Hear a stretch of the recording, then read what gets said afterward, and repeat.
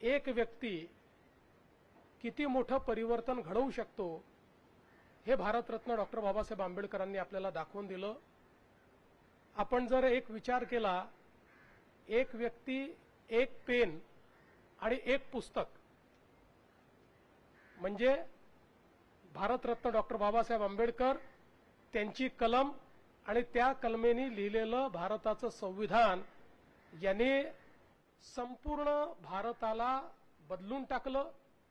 भारतामध्ये समतेचं राज्य प्रस्थापित करण्याचा मार्ग मोकळा केला।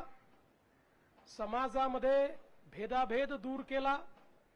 मानवतेला काळिमा फासणाऱ्या प्रथा संपवल्या आणि सगळ्यात महत्त्वाचं, सर्व प्रकारचे भेद, जातीभेद, धर्मभेद आणि महिला पुरुष भेदही संपवण्याचं काम हे या एका संविधानाने केलं।